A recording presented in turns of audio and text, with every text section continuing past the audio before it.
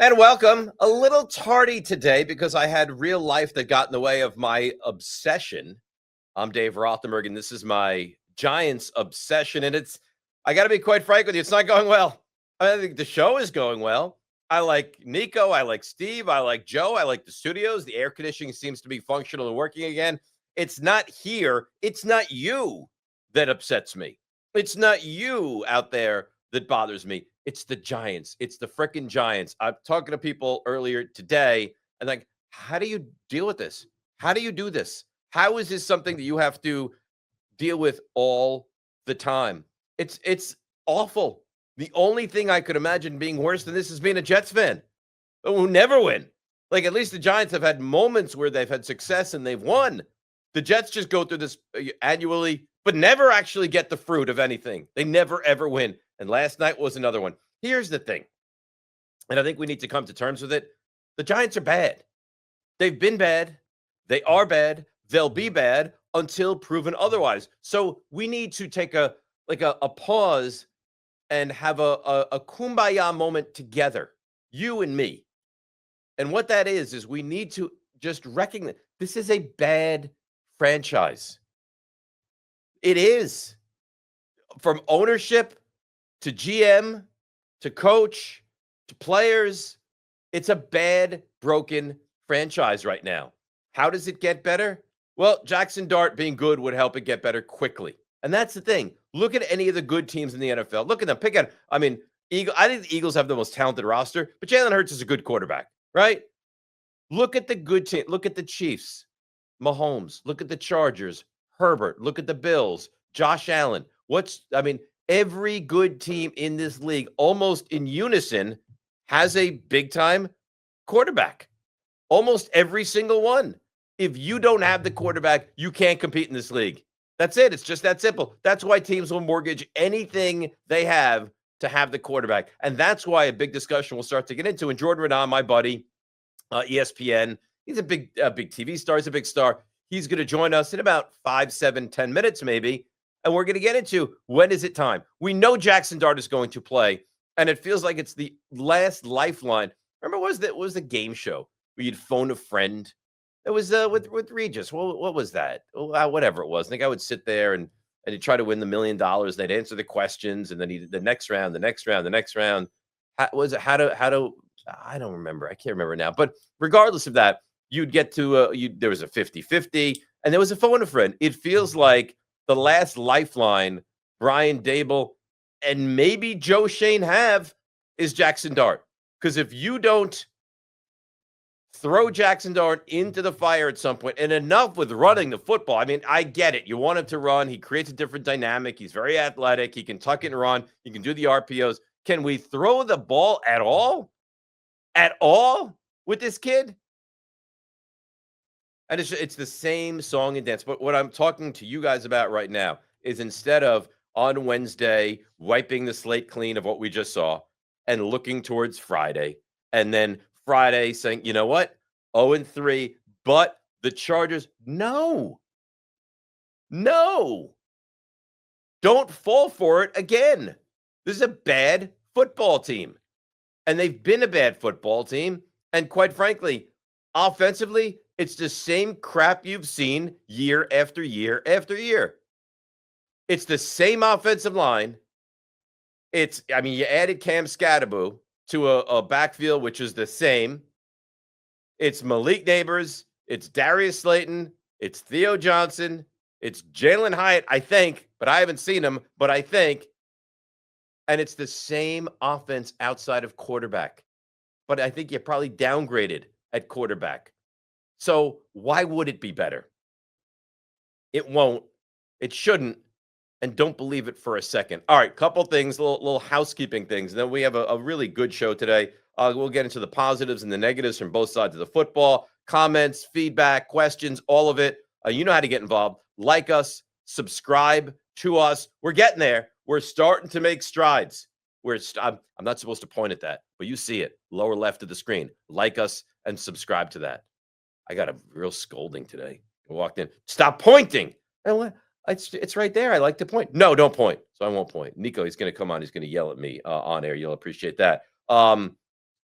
We'll bring those guys on. We have fun with them. Comments. How do we fix the Giants? The answer is we probably don't, but I have Dave's Fixins at about, later on in the course of the hour. Comments, review, NFC standings review, the fact that the Giants season is probably over again, review, and then we'll get you ready for 1 o'clock on Wednesday. So, couple of housekeeping details, and then we'll analyze the game a little bit, and then we'll bring in my buddy Jordan Raanan. You can now listen to us on Spotify, so that's new, and that's a launch, and it's very simple. They're all very simple. Dave Rothenberg's Giants Obsession. Okay, you follow us on all our socials: Instagram, DR Giants Obsession, TikTok, same thing, DR Giants Obsession, and Twitter, DR NYGO. And that's the way you consume, and that's the way you follow. Last night, I was listening to the Michael Kay show. A buddy of mine, I saw him earlier today. We chatted. He said, "How do you deal with this?"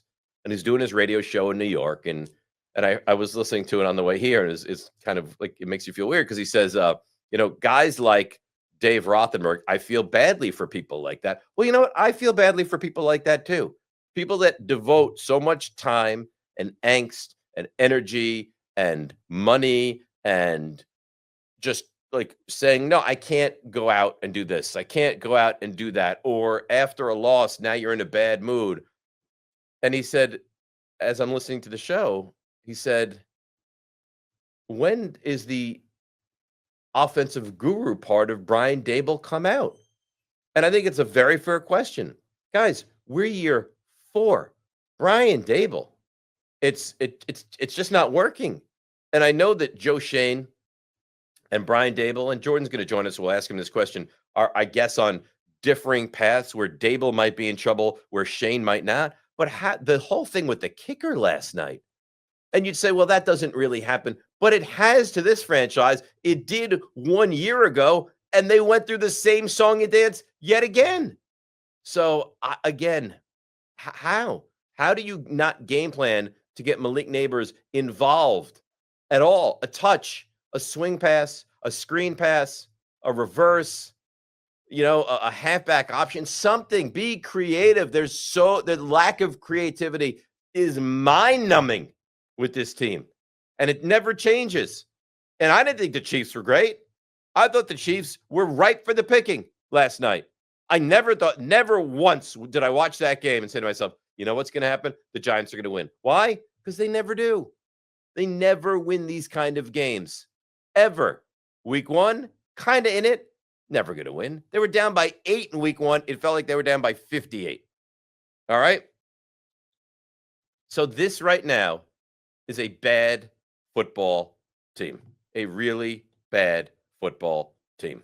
All right. So it's funny. I get a text from the EP of the show. He said, Jordan not responding. Send me his phone number right now. Then I get a text 9 seconds later. He's in.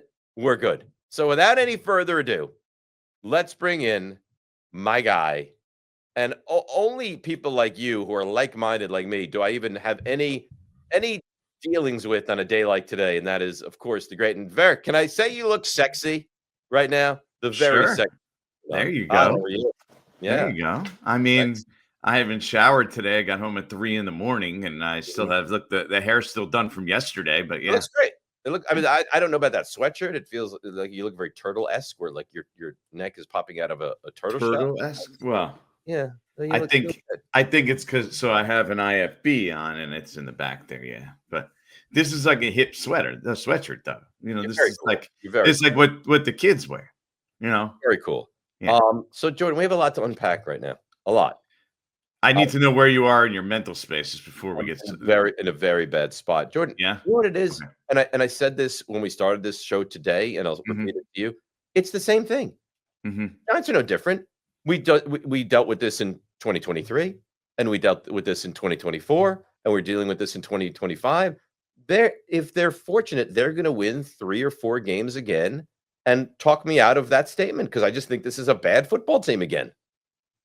Maybe more than 3 or 4, but yeah. But we know the back end of the schedule is going to be a much easier part, right? We knew that coming out.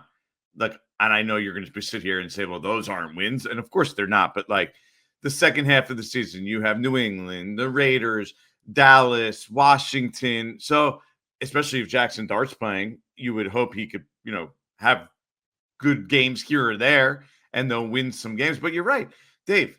Here's my thing.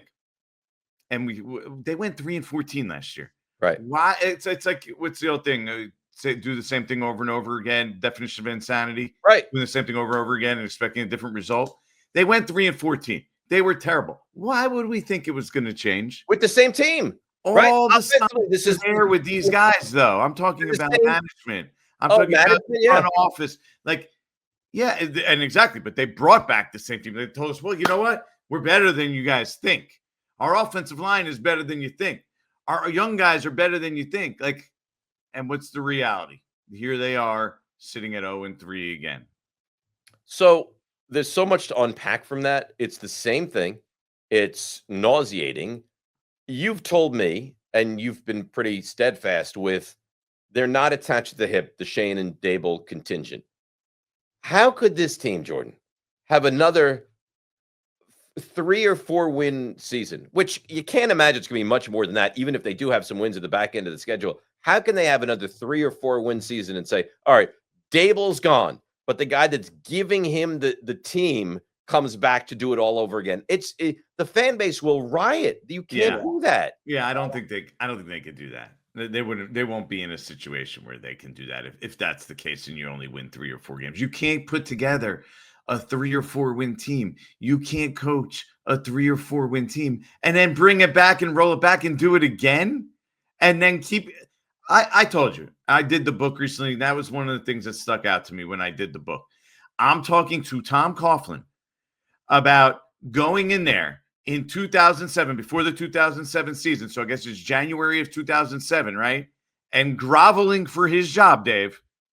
They had just made the playoffs twice.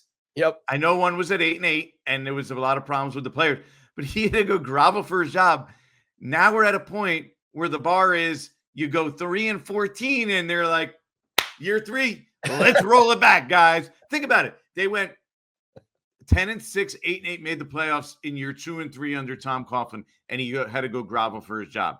They went 6-11, 3-14, and they got brought back, no problem. How?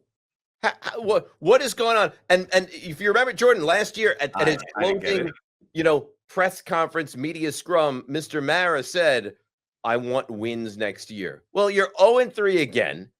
There's no one in the world that thinks they have any chance to go to the postseason, even compete for a postseason spot. So if wins are the ultimate decision maker as far as if guys remain employed, well, how can anybody possibly remain employed?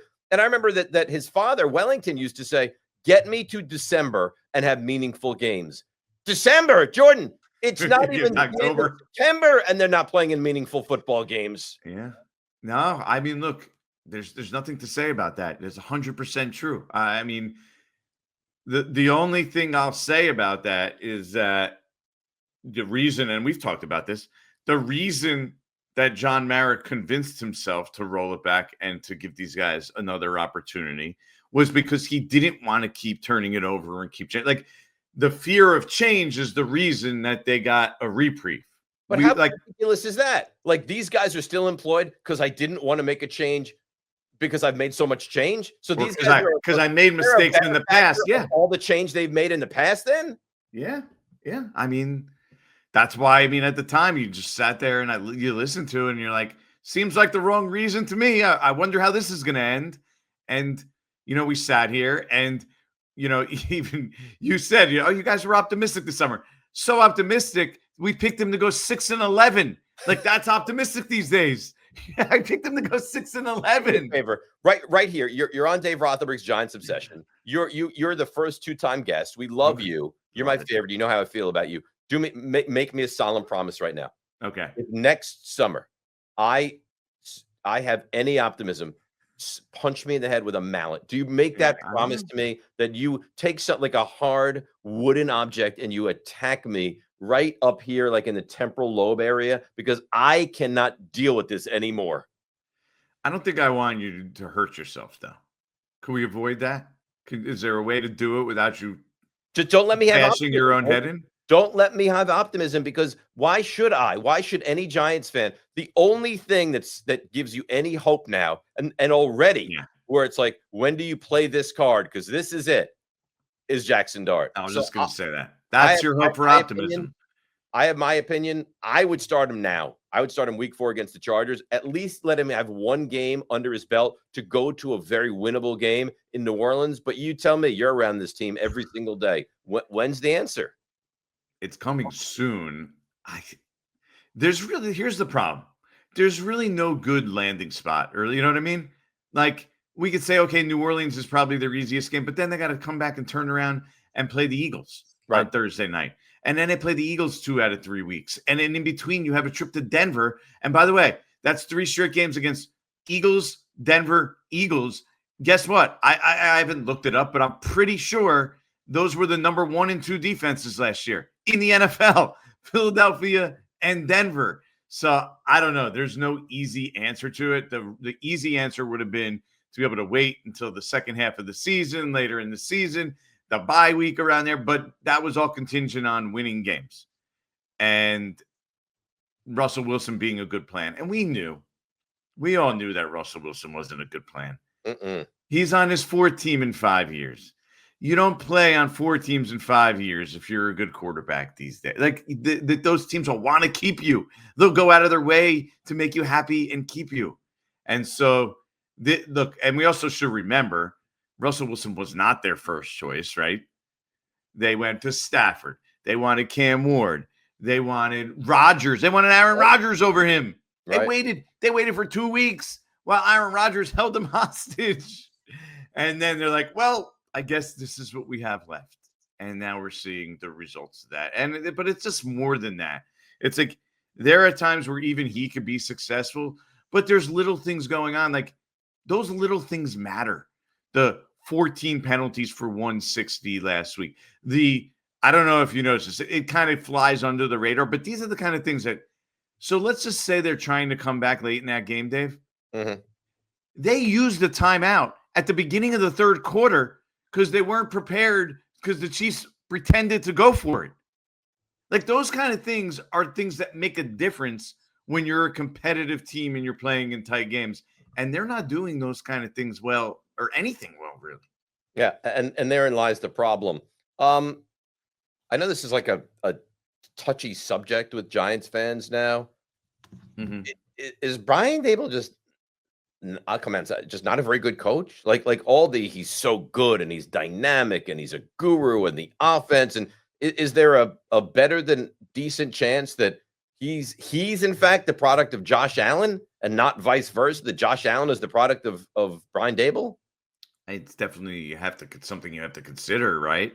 Is that we all got fooled by that first year, and Josh Allen apparently can make anybody good because he's just ridiculous, right? I mean, now he gets credit for what he did there and helping, because remember, Josh Allen came in and he wasn't great when he first started.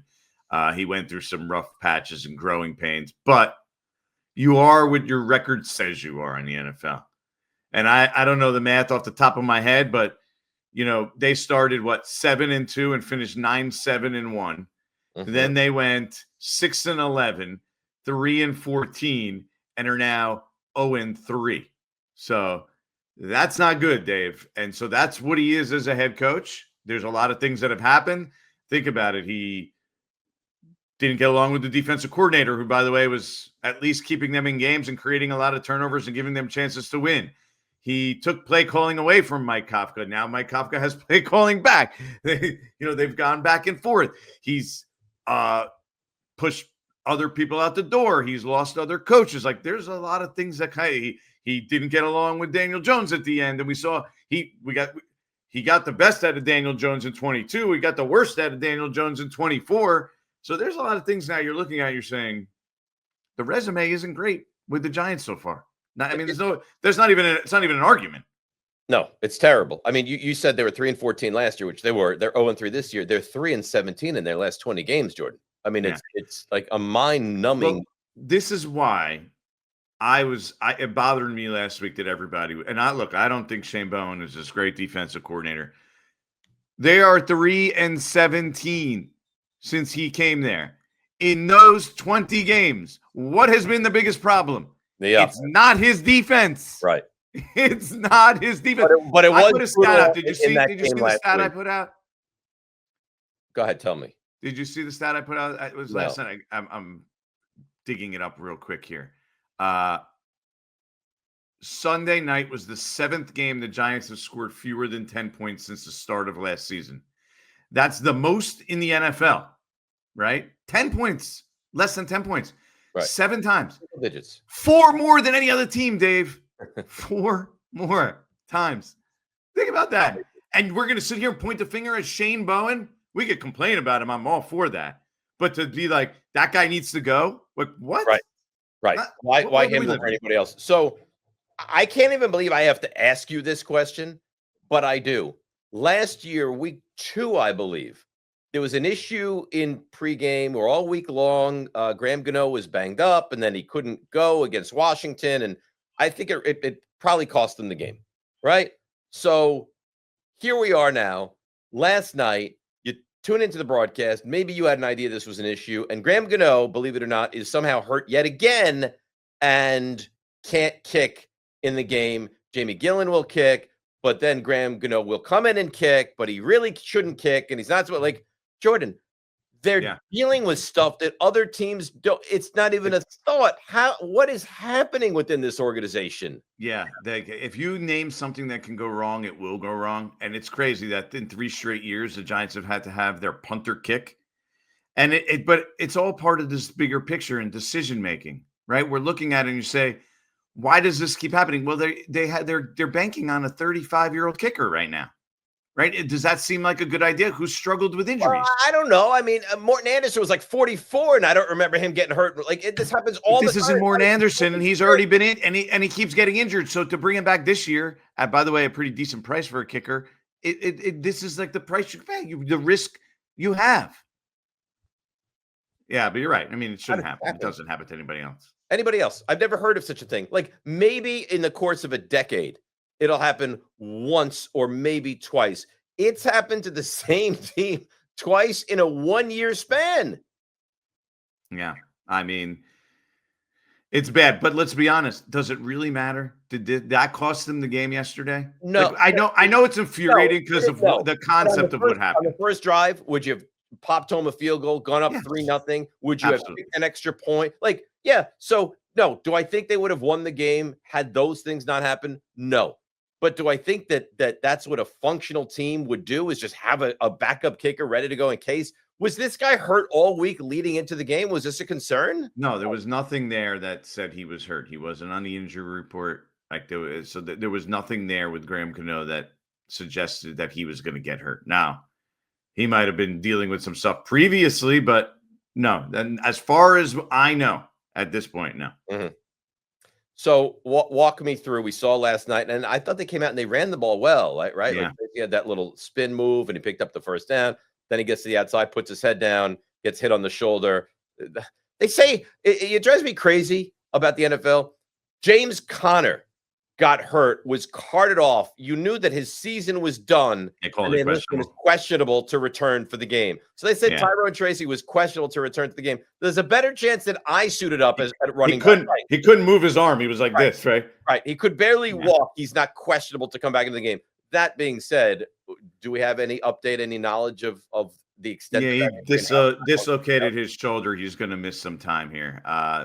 Not exactly sure how much yet, but it looks like it'll cost him some game time, which means we're going to see more Cam Scatterbo, and probably also going to see Turbo Miller being brought up from the practice squad, a guy I know a lot of people like. He does bring some juice that they otherwise don't necessarily have. I'm kind of intrigued to see what Turbo Miller can provide. But yeah, the Giants are going to be without Tyrone Tracy for a little bit, and we saw it happen in the second half. When he wasn't there, it was the Cam Scatterbo show. Well, that's what people are excited about. Like, there's very little that Giants fans are excited about right now. Scatterbo is, in fact, Scatterbo and Jackson Dart.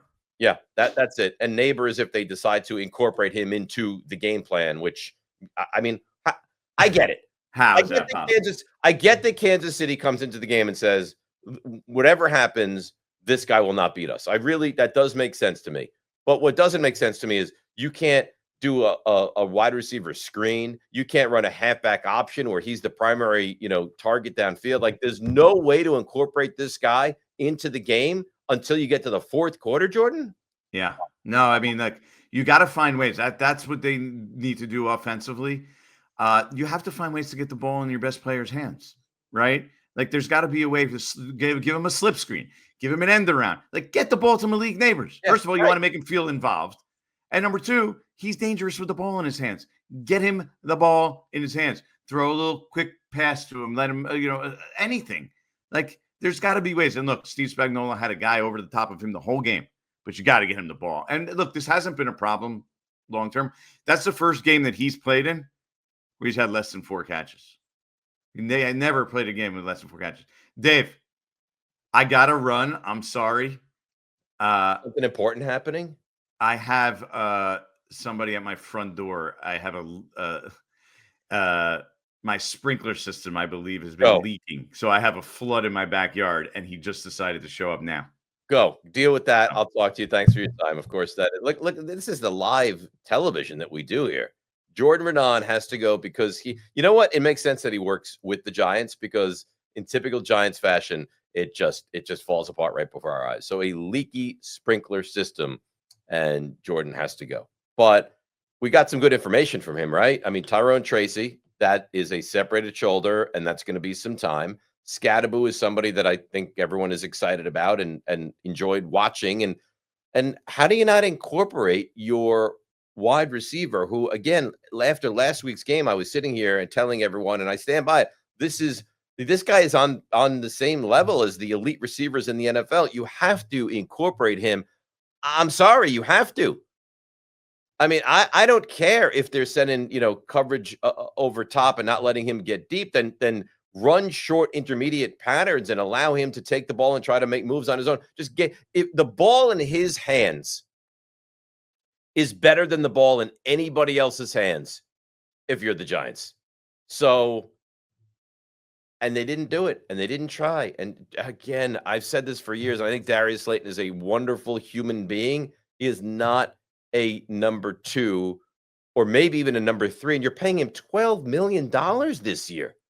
The offensive line is the same across the board. They can play. I mean, I don't ever remember an offensive lineman being on a pitch count like Andrew Thomas was last night, but in fact, he was. And again, this is the life that we have to live. Welcome to New York Giants football. Rather than have it get you crazed and upset every week, just accept it. This is what it is. It's not going to change. And here we are. All right, let's bring on Nico, who's one of the 2 producers on the show. And I have a few things I want to get into with you. Yeah. So before I ask you about how people can subscribe and consume and all that, do we have any questions, comments that we can get to right now? Because I believe there's probably some that we can interact with at this very moment. We do. Yeah. Absolutely. Yeah, great. Okay, good. So this comes from Billtron182. Neighbors was looking understandably fed up yesterday, barely getting any touches. Of course. I mean, wouldn't you? I mean, last week he was unbelievable. He's catching touchdown passes all over the place. And this week they make no effort to get him the football. And even the efforts that they made they were embarrassing. It's like, you just run to the right corner of the end zone and I'll throw it up. And he literally threw it up there and it got intercepted time over time. It's the weird thing about Russell Wilson is week 1, you're like, oh God, I think maybe he's got very little left. Week 2, in regulation for 60 football minutes, he was otherworldly. And from the overtime all through last night's game, you just shake your head. The Giants had 1st and goal at the 4 last night and gave you one. There is no team that I've seen worse in the red zone in decades than a Brian Dable-led Giants team. They had 1st and goal at the 4. They try to throw, and they throw it into the tunnel where it's a intentional grounding, and it backs it up to the 14. Now, mind you, they do with a quarterback who I think at this point of his career, it's fair to say is pretty much immobile. they decide at that moment, let's run a quarterback draw, which the boos were just cascading down from Giant Stadium. And then for the like, you think that was bad, watch this, we'll throw a couple more. And I believe the last one hit off the crossbar. There were 2 crossbars last night. Harrison Butker hit the crossbar to give the Chiefs a field goal, and Russell Wilson hit the crossbar to give the Giants absolutely nothing. I'm sorry I went off on a little tangent. No, but I'm very frustrated. I agree. It was the most uncompetitive red zone trip I've ever seen as a Giant fan. And it's not like a standalone where you're like, well, they're typically so good in the red zone, but this kind of got away from them. It's just the opposite. They are the worst team. It's the Giants and the Browns are just a horror show in the red zone. But I got news for you. The Browns gave the Bengals all they could handle. Their defense actually competed for a while against maybe the best team in football in Baltimore, and they beat Green Bay yesterday, who many people thought was the best team in all of football. So you say, well, we're the Browns. Are we? Or are the Browns at a different plane? I think it's the Giants. I think it's the Saints as your 2 bottom teams in the NFL right now. All right, Nico, we got anything else? Yeah. The Moloko Velocet. You have no idea if that's how you pronounce that. No idea. And what is this? With the Moloko Veloce, what the hell does that mean? No idea. Yeah. But more discussion on the impact of Evan Neal's inability to play on this O-line this season. Here's the truth. Evan Neal is not an NFL caliber player. The only reason he exists on this Giants team is because they drafted him with the 7th pick a couple of years back. That's it.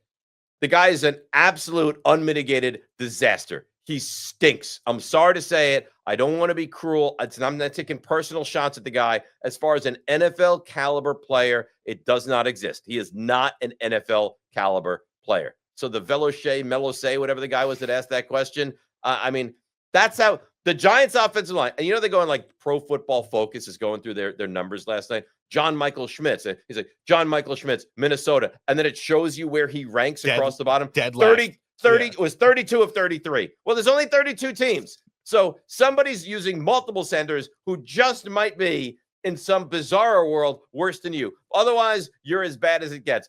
But you have got John Runyon was like 58 out of 74. Yet Evan Neal is so bad that he can't get near the field. So digest that for a moment. The Giants offensive line, Andrew Thomas is on a pitch count and is never healthy. Bo is his replacement at left tackle. You know what? I think Bo did a decent job. Fine. Left tackle, okay. Then you have right tackle. Illuminor is average. What do the kids say? What do you say now? You say 6'7"? Is that what you say when someone's mid? Mid, yeah, mid. Yeah, someone's mid, 6'7". See, I know the lingo. I'm down with the lingo of you people. All right. So then you have Van Roten, who is, I think if you looked up the definition of mediocre in the dictionary, there'd be a picture of Greg Van Roten sitting right there. John Michael Schmitz, like we mentioned, is 32 of 33, and John Runyon is nothing to write home about. With that offensive line, Nico, Evan Neal can't be active during game day. I think they're afraid to put him in just because he'll get booed. Like that comment last year about hamburger flipping, hot dog making, whatever, that put him in forever in, negative in the hearts of all. And you see it, and you know what? Another thing too is you see it. Xavier McKinney, balling in Green Bay. Daniel Jones would get MVP votes if it came down to it. I know we're week 3, but is playing at a very high level. Saquon Barkley dominates the way running backs really don't do. If they move on from this guy and he turns into Mekhi Becton and becomes a really functional, productive guard, because tell me you couldn't see this.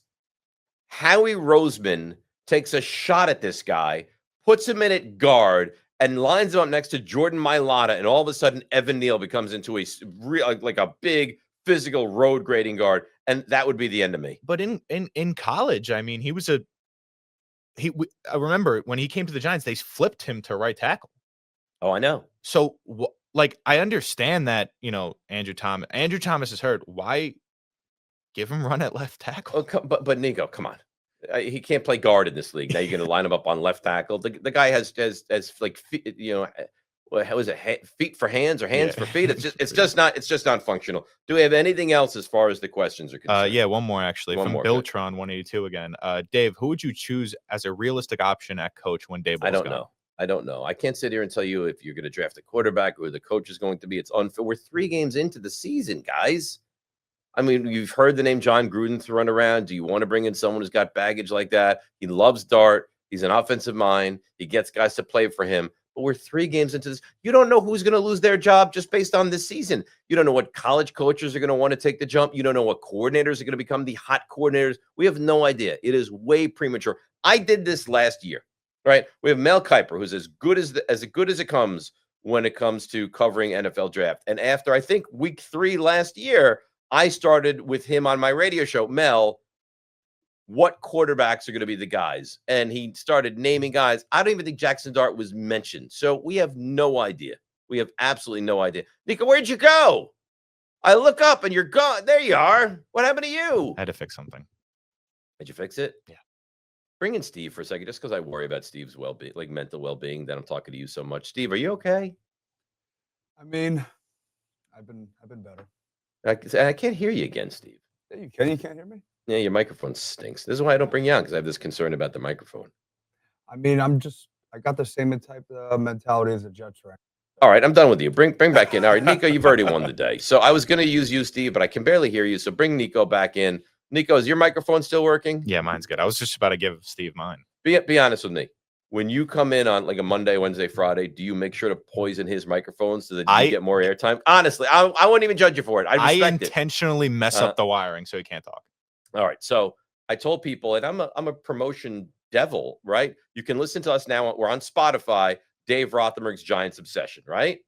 Yeah. You can follow us on all the social media platforms, Instagram, TikTok, DR Giants Obsession, on Twitter, DRNYGO.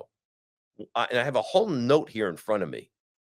Like the video. Don't forget to subscribe if you haven't already. We're on the mission, the journey to get to 1,000 subscribers, right? Yeah, we are. We're almost there. I mean, we're almost at, I think last check was 740, I think. So we're 3/4 of the way to our 1,000 subscribers in not even 3 weeks doing this show. So that's good. So we click the bell next to the subscribe button to get notified when we post. Yeah, so we're doing that also. So if you're subscribed to the channel, which some of you are, some of you who watch aren't. So if you aren't, click the subscribe right below in the description, and right next to it should be a bell that pops up. You could click that to get notified on your phone or computer whenever we go live or whenever we post a new video.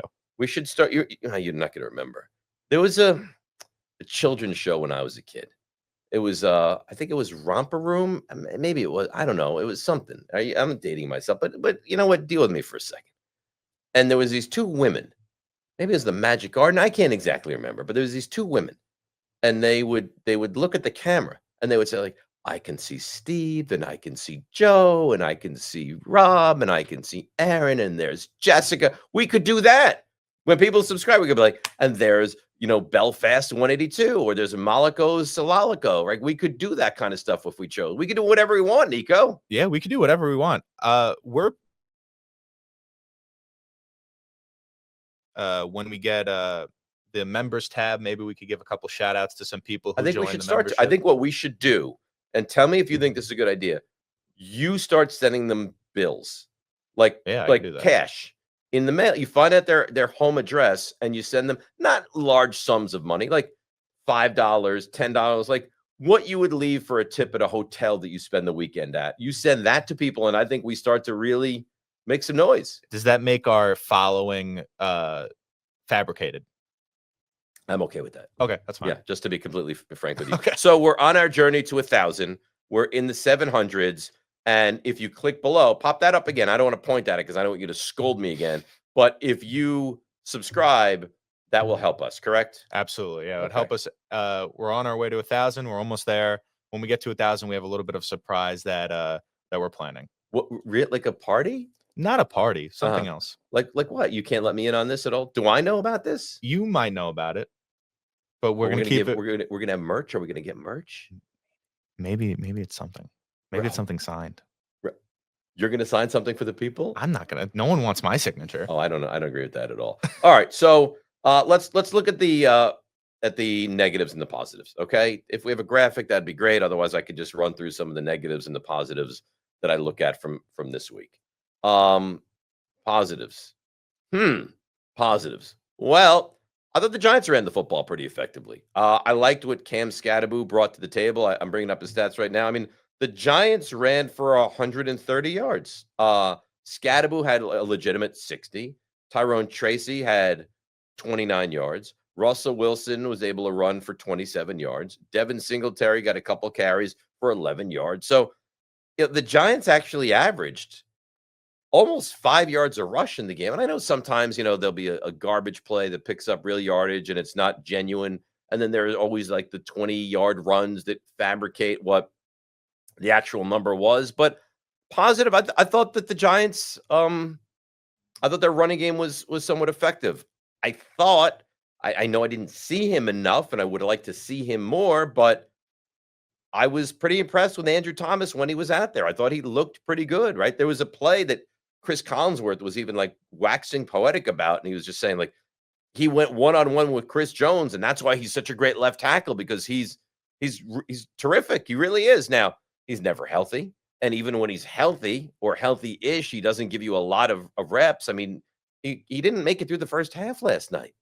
So that gives you pause for concern. And at what point are we getting a full and a healthy version of Andrew Thomas? But I thought when he was in, he was pretty good. And I said this last night in the heat of the moment after the game, and I stand by it. Like, Kayvon Thibodeau's playing at a very high level. I think that most people watching this right now would tend to agree. Brian Burns is playing at a Pro Bowl level. Like, Brian Burns is an elite edge player in this league right now, and just continues to have this motor that won't shut off. What starts to worry me is at what point do the Giants defensively start to lose, I don't like that feel good of like, all right, this is going to be a good season and let's keep our motivation up and become, all right, the coach is going to be gone. The GM might be gone. What am I doing here? Like, why am I going to go out and play when the offense is going to put up, Jordan told us the stat, the Giants have 7 single-digit point totals in the last year plus. It's just, quite frankly, it's embarrassing. So at what point, if it happens, and maybe it doesn't, at what point does the defense kind of give up the rope a little bit and fall apart? So those are things that I look at and I see as positives. Negatives, this whole kicker thing is quite frankly embarrassing. The secondary, the penalties continue to be an issue for the Giants. You see an undisciplined version of this team continuously. Like, I mean, 7 penalties for 82 yards on the heels of 14 for 160 last week. It's just unacceptable. And Jordan was talking about the timeout that they took for no reason. And these are the things. Like, if you would the Giants have won the game last night if Graham Gano was healthy? No. Unequivocally, they would not have. That being said, you might have kicked a field goal right off the bat, right? You would have kicked an extra point. So that's 4 points. And again, I don't know what that ultimately means. I just know that the Giants always shoot themselves in the foot. And that's what the bad teams do, is they just continuously shoot themselves in the foot. I'm sick of it. You're sick of it. I'm going to do everything in my power to understand how pedestrian or even bad this team is. And if on Friday of this week, I've wiped the slate clean, and I'm like, all right, the Chargers, how do they attack this? And Justin Herbert and Amari Hampton, and they have Keenan Allen and Quentin Johnson. I'm not doing that again. I promise you, I'm not doing that again. What else did I find? I mean, Drew Phillips, who I think is a really good tackler, and there's moments I watch him play and think, boy, he's a good player. Boy, he's never met a pass interference he doesn't love, huh? I mean, this guy will. And you saw it at the end of the first half. I mean, that was embarrassing. There's like 15 seconds left. The Chiefs are at their own 30. Mahomes rolls right, heaves it downfield, and Drew Phillips attacks the wide receiver. Clear interference, flag thrown. Kansas City kicks a field goal. When you're not very good, for lack of a better term, this is the minutia that really costs you. So think about that. You gave up a field goal at the end of the first half, which you never should have given up. There was a fumble that was floating free where Dane Belton could have had it, couldn't get it. Okereke had it, wrapped it, took a step with it, and Patrick Mahomes comes flying in from the side to retake it from him. And then you can't take a field goal and you miss an extra point. So the Giants lost what, 22-9? 7 points right there. You never should have given up that field goal. You should have had an additional 4 points. So that's a 7 points. You lost by 13, right? That's a 7-point swing. And then you had a fumble, which you should have recovered at the Chiefs' 5 that you couldn't get to.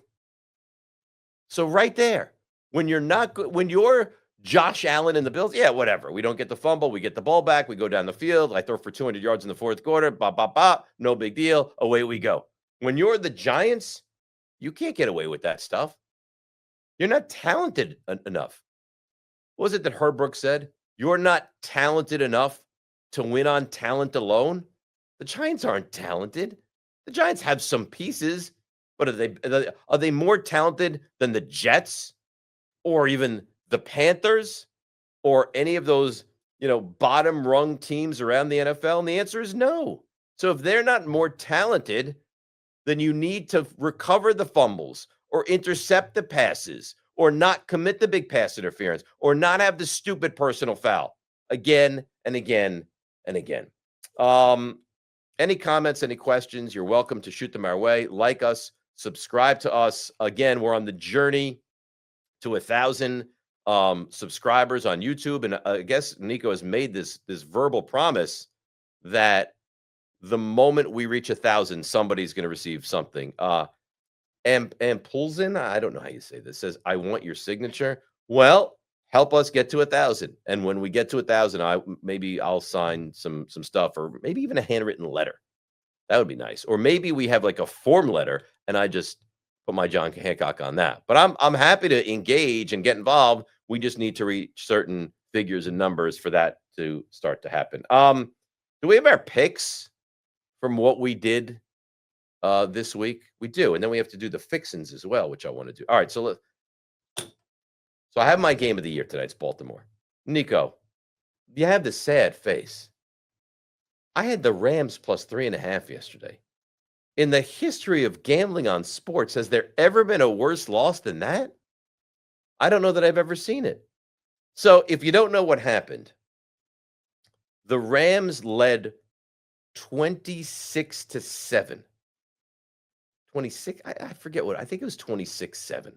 Wound up losing 34-20. I have to look at the score. It was either 34-26 or 33-26. The final score really is irrelevant. But yeah, 33-26 is the final. The Rams go down they have a field goal blocked, and the Eagles come down and score a touchdown, and they go up by a point, right? So now the Rams come down, and the only way, final 2 minutes of the game, the only way the Rams cannot cover the number. Now, everyone in their family wants the Rams to win because everyone hates the Eagles, right? It's a disgusting, you name it, from top to bottom. They're repulsive, Sirianni, all of them. But all you need to have happen is to not allow a touchdown. Well, they march all the way down the field, and they get in prime field goal range, and all they have to do is hit a field goal, or, quite frankly, for the spread, miss a field goal. All they have to do is miss the field goal or have it blocked and not returned for a touchdown, and we're sitting pretty with cash money. And it gets blocked, and they pick it up and return it for a touchdown to win by 7. That goes down as one of the bad beats in the history of gambling. Really, I mean that sincerely. As someone that used to gamble a lot younger days, that is one of the worst beats you would ever have. So I didn't feel it from a financial perspective, but from the picks perspective, I certainly felt it. The Jets, we got a little fortunate there. Kind of got that backdoor cover. Baker Mayfield, late drive, field goal, Jets lose. We covered the number. I felt good about that. And tonight we have Baltimore minus the 4.5. And I feel really, that's my game of the year. Steve, I told you my advice. Borrow money you don't have right now. Run to a sports book. Put big action on Baltimore minus 4.5. Well, the funny thing is I had the Rams plus 3.5 as well. Can you borrow Nico's microphone for God's sakes, please? It keeps dying. I have the other mic. I mean, right, I got Nico's now. You keep trying to use a microphone that doesn't work, and you keep doing it over and over. Because we fixed it. I wanted to test it. Well, guess what? It's not fixed yet. But Let's make sure we fix it off air next time before we bring it back on air continuously. But now you have a functional mic. So go ahead. You had money on the Rams plus 3.5? Yeah, I'm that you sucker. Yep. How much? Walk me through it. How much did you lose? It was only $10. I had a parlay, and everything was hitting pretty well. Would the parlay have hit in totality? Had that? Oh, no. So that game didn't really ruin anything for you. No, but it was just, well, I'm also in a pool with my dad runs a pool, a fantasy pool, and I had like my highest points on the Rams to cover. Oh, terrible. Now, you know about this journey to 1,000 subscribers that we have going on, right? Yeah. Is this accurate? Tell me, because it might not be. I don't know. Nico says a lot of stuff that I'm not sure is accurate. He said, when we get to 1,000, you will clip off a lock of your hair and send it to one lucky subscriber. Maybe is not that 1,000. true? We get a little higher, I'll think about it. 1,000, I don't know, man. Okay, let me ask you this. My now. dad's bald. I can't. But you're not. You have beautiful hair. Dude, You have not gorgeous yet, hair. Dave. Let me ask you this. Let's see how far we can push this. At 10,000, you could say no. At 10,000, would you shave your head bald? 10,000 subscribers. Dude, there's a lot. I need a lot more to shave. The Okay. clip, I'll think about. Okay. All right. Let me put 50,000 subscribers. If we get 100, if we get 100, if we become like Mr. Beast and we get 100,000 subscribers, you will shave your head bald live on the show. Yeah. Yeah, you will. I don't know if that game will work. I don't care if we monetize this thing. I don't care if people watch it for more than 90 minutes a week. I don't care any of it. If we get to 100,000 subscribers and you allow me to shave your head bald, I'll bring up a chair right here. You'll sit next to me. We'll trim this thing down. We'll bick it. Oh, it would be a dream. It would be an absolute dream for me to do that. I really want us to hit 100,000, but I think it'd be great for the show. At a certain cost. I think it'd be great for the show. NFC standings review. And we'll get to the fixins, and then we'll say goodbye and get ready to do the show on Wednesday of this week. So the NFC review of where we are in the standings, and let me just bring up the standings so I have them in front of me. NFC, Philadelphia, obviously they're 3-0. We know that. Washington, they're 2-1. Dallas is 1-2. Giants are 0-3. The Giants are going to be last place again. And you'll say, well, last place will wind up giving you, a good opposition next year. But no, the Giants finished last place last year, and for their troubles, they get the Raiders, who are not great, but it's certainly not an easy game. They get the San Francisco 49ers. It's just amazing.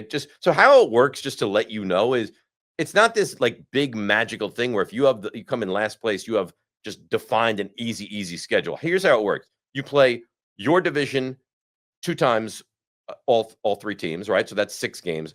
Then you play another division in your conference. And this year, the Giants are the NFC North, which is just a treat. So it's the Lions and the Vikings and the Bears and the Packers. So that's a treat.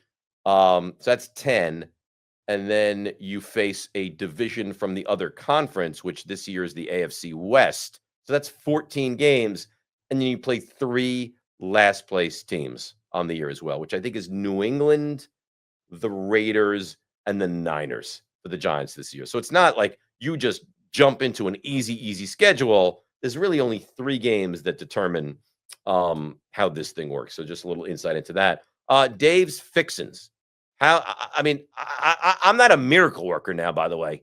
I don't have fixins for you. And also a thing I'd like to ask is, why do I look like a psychotic serial killer in the Dave's Fixins icon down below? Why? Really? You know what I look like? I look like I've just committed double murder. And now I'm like, and now that I've gotten rid of the 2 of them, I can share with you how the Giants can fix this team. Well, I can't fix them. They can't fix them. I can't fix them. But what needs to get better? That I can tell you. The passing game. I mean, it's comical last night. Russell Wilson was 18 of 32, but a lot of that was garbage. It was awful. Checkdowns. Wide receivers had two receptions heading into the fourth quarter. The secondary, it has to be better. It does. I mean, too many pass interference penalties. Adebo's got to intercept the football. Drew Phillips has to stop running into wide receivers who are somewhat open when the ball is thrown up. He doesn't have a handle on that even a little bit. And kickers.